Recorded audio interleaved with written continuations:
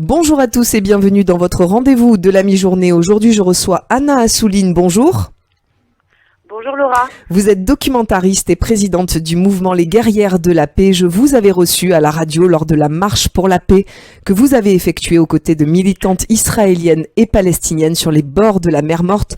C'était quelques jours à peine avant le terrible 7 octobre. Dans quel état d'esprit êtes-vous, Anna Assouline, plus de 4 mois après les attaques terroristes du Hamas en Israël, 4 mois de guerre aussi menés par les soldats de Tsahal à Gaza? Écoutez, on est dans un état d'esprit comme beaucoup de gens. On est passé par plusieurs phases. D'abord, évidemment, le choc, un grand désarroi, la sidération à notre retour, puisque, comme vous l'avez dit, on était seulement 3 jours avant le 7 octobre avec des milliers de femmes palestiniennes et israéliennes de Women Wage Peace et Women of the Sun réunies dans une grande marche qui s'appelait l'Appel des mères pour appeler justement à la paix et à la justice. Et on est donc rentré dans la nuit du 6 au 7, après une semaine chargée en émotions où on avait sillonné la région avec des femmes de tous horizons, des femmes de différents pays, mais aussi des femmes françaises, juives, musulmanes. On a vécu évidemment pendant ce voyage des moments très intenses, très émouvants, très forts. On a rencontré partout des militants qui continuaient de croire en une paix possible. On s'est rendu aussi dans les kibboutz qui se trouvaient à la frontière de Gaza. On a rencontré cette militante, Viviane Silver, cofondatrice de Women Wage Peace, une militante pour la paix qui s'était battue toute sa vie, qui convoyait des malades de Gaza vers des hôpitaux israéliens et qui a été assassinée le 7 octobre. Donc nous sommes rentrés avec la tête et le cœur plein et remplis de tous ces moments et de ces souvenirs. Et évidemment, le 7 octobre a été un coup de massue et toute la dévastation qui a lieu depuis 4 mois, évidemment, nous rend très malheureuses et très inquiètes, mais on continue plus que jamais le combat. Aujourd'hui, êtes-vous encore en contact avec des militantes israéliennes et palestiniennes avec qui vous aviez marché? Oui, tout à fait. On est non seulement en contact étroit avec elles depuis le 7 octobre, on a cessé de prendre de leurs nouvelles, de les appeler, d'échanger, de faire des rendez-vous sur Zoom, mais on a aussi plus récemment, c'était il y a 2 semaines, fait venir une délégation de femmes palestiniennes et israéliennes. Il y avait parmi elles Yael Admi, une des cofondatrices de Women Wage Peace, Rima Al-Jajra, qui est la directrice de Women of the Sun. Il y avait aussi la femme rabbin, Nava Refet, membre de Rabbis for Human Rights, une autre femme palestinienne qui s'appelle Ouda Abou Arkoub. Et donc ces femmes étaient à nos côtés à Paris il y a 2 semaines. Pendant leur séjour à Paris, on a organisé avec elles plusieurs rencontres importantes, notamment une à l'Assemblée nationale où elles ont pu rencontrer des députés français. Elles ont aussi rencontré la maire de Paris, Anne Hidalgo. Elles ont pu avec nous lancer un appel international à la paix et la justice depuis l'esplanade de l'Institut du monde arabe, où elles ont pris la parole et où elles ont interpellé les dirigeants du monde entier. Cet appel d'ailleurs avait été coordonné dans 20 villes différentes du monde, notamment à Marseille. Dont Marseille, effectivement. Les gens se sont rassemblés devant le MUSEM, oui, tout à fait. Donc voilà, effectivement, on est dans un moment particulièrement difficile, douloureux pour chacune d'entre elles. Plus que jamais, leur engagement, leurs convictions, leurs espoirs sont mis à rude épreuve, mais elles restent debout et donc nous, on n'a pas le droit, en leur nom et en leur hommage, de baisser les bras ici. Vous tentez d'être finalement leur relais ici en France, faire porter la voix de ces femmes qu'on n'entend pas assez, selon vous? Oui, depuis le 7 octobre, évidemment, au-delà de toute l'horreur qui se déroule au Proche-Orient, il y a aussi les débats qui enflamment notre société ici en France. Ces assignations à être dans des camps les uns contre les autres, la surenchère de la haine sur les réseaux sociaux, toutes ces choses qui nous étouffent et qui nous apparaissent encore plus indignes quand on revient précisément de là-bas, quand on a été nourri par l'engagement, le courage de tous ces militants qui vivent ce conflit dans leur chair, qui sont en première ligne et qui, eux, font preuve d'une grande dignité et d'une grande responsabilité.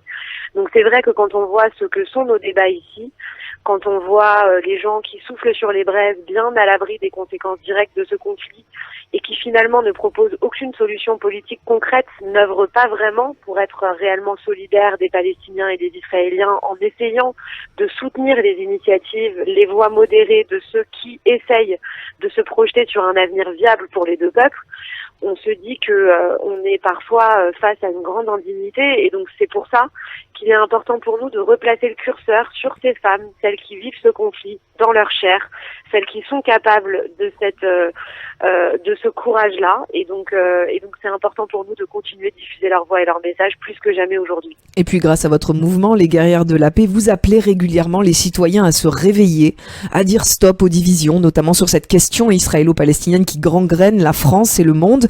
Quel est aujourd'hui, Anna Assouline, votre appel au micro de Radio JM ? Écoutez, notre appel, c'est celui qui constitue notre mouvement depuis le début. C'est cette idée qu'effectivement, aujourd'hui, pour beaucoup de gens, et je crois d'ailleurs que les gens sont très malheureux et étouffent dans ce climat parce que personne ne peut avoir la haine comme seul horizon et qu'on ne bâtit aucun avenir et aucune société sur cette base-là.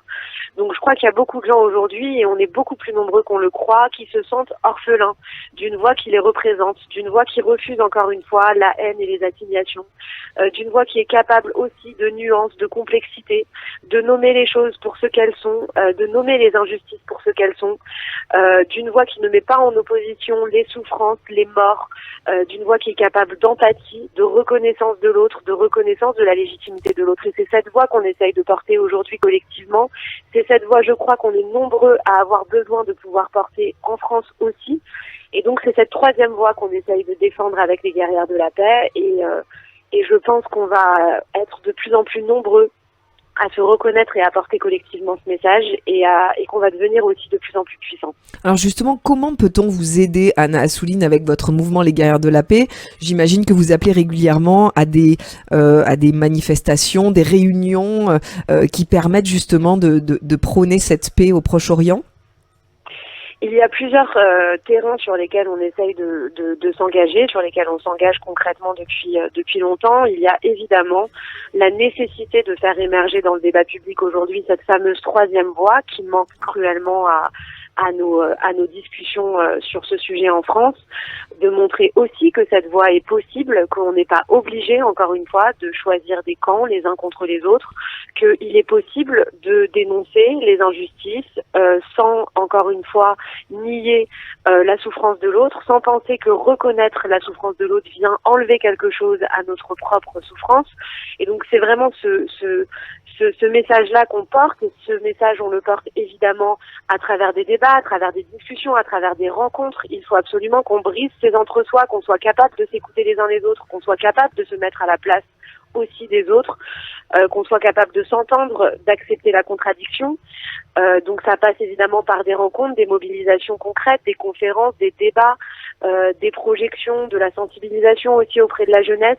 Mais ça se joue aussi sur un terrain plus politique, c'est-à-dire que nous, on s'appuie par exemple beaucoup sur la résolution 1325 de l'ONU, sur cette idée que les femmes aujourd'hui doivent être entendues, que leur voix compte, que dans les processus de négociation de paix, il faut qu'une place plus grande soit faite à la voix des femmes. D'ailleurs, quand elles sont autour de la table des négociations, c'est prouvé par cette résolution de l'ONU, non seulement la paix est plus durable, mais elle est aussi plus stable dans le temps. Et donc il y a ce combat-là aussi, le fait on a demandé à nos députés français que soit créé à l'Assemblée nationale un groupe d'études Israël-Palestine pour qu'enfin ces deux questions soient traitées de manière conjointe, qu'on comprenne que le destin de ces deux peuples est imbriqué et totalement lié, qu'on ne peut plus avoir d'un côté des groupes d'amitié Israël, de l'autre des groupes à vocation internationale de soutien à la Palestine. Il faut qu'on traite ces deux questions de manière conjointe aujourd'hui. Et donc voilà, le combat continue à la fois sur le volet politique, que ce soit auprès des instances internationales, de l'Union européenne, de nos députés ici en France, pour faire entendre la voix des militantes de la société civile en Israël et en Palestine, mais aussi pour faire émerger dans notre société une autre voix. J'imagine que c'est un investissement de chaque instant. Qui compose ce mouvement des Guerrières de la Paix ? Est-ce que vous êtes plusieurs justement à porter cette voix et ce combat ? Bien sûr, et on est de plus en plus nombreuses à mesure que le mouvement grandit, que notre voix porte de plus en plus. Il y a de plus en plus de femmes qui nous rejoignent. Il y a des comités qui se créent aussi dans différentes villes.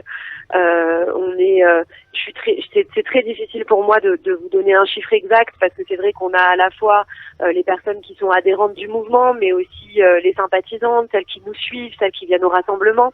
En tout cas, il y a une petite armée de femmes pour la paix qui se constitue, qui grandit, qui est dans une grande solidarité et on va continuer, je crois, ce chemin tout ensemble. Est-ce que vous avez pour projet prochainement d'aller au Proche-Orient pour honorer ces militantes aussi qui sont encore sur place, mais aussi celles qui sont mortes le 7 octobre ?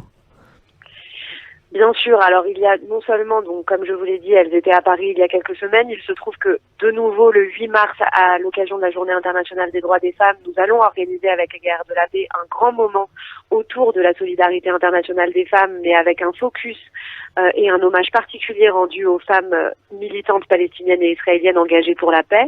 Ça aura lieu à Paris le 8 mars prochain, il y aura parmi nous, notamment la chanteuse Noah, qui est très militante et très engagée. C'est vrai, elle est très impliquée, on le voit sur les réseaux sociaux, elle est très impliquée pour la paix. Exactement, qui sera aux côtés de Mira Awad, qui est donc une Palestinienne citoyenne israélienne, selon la façon dont elle choisit de se définir. Et donc à cette occasion, évidemment, on va de nouveau interpeller la société civile et nos dirigeants. Mais on a aussi le projet évidemment de se rendre là-bas. Il se trouve que moi je suis documentariste, c'est mon métier, et que j'ai aussi ce projet avec une autre guerrière de la paix, militante, Sonia Terab, qui est elle marocaine, de co-réaliser un documentaire pour aller justement recueillir les témoignages de ces militants depuis le 7 octobre, ces militants avec lesquels nous étions quelques jours avant, de pouvoir un petit peu raconter ce qu'il se passe actuellement là-bas, comment ils font pour résister, est-ce que certains ont baissé les bras, comment d'autres font pour continuer d'y croire. Donc ce sera l'objet d'un prochain documentaire. Merci beaucoup Anna Assouline d'avoir été avec nous sur les ondes de Radio JM. Je rappelle, vous êtes présidente du mouvement Les Guerrières de la Paix et documentariste. On vous suivra bien sûr sur les réseaux sociaux. Si on a envie de se tenir au courant de ce que vous faites avec Les Guerrières de la Paix, qu'est-ce qu'il faut faire ? Est-ce que vous avez un Instagram, un Facebook, j'imagine ? Oui, alors le meilleur moyen de se tenir au courant, c'est de nous suivre sur Instagram, qui est le canal de communication qu'on utilise le plus. Et donc le compte, c'est guerrière-P-MVT, si vous voulez nous suivre. Formidable. Merci beaucoup Anna Assouline d'avoir été avec nous. À très bientôt. On espère vous avoir à Marseille dans les studios de Radio JM. Avec plaisir. Merci à vous de m'avoir donné la parole. À bientôt. Au revoir. Pour voir ou revoir cette interview, n'hésitez pas à aller sur notre site internet radiojm.fr, nos réseaux sociaux, Facebook, Instagram ou notre application Radio JM. Très bel après-midi à tous.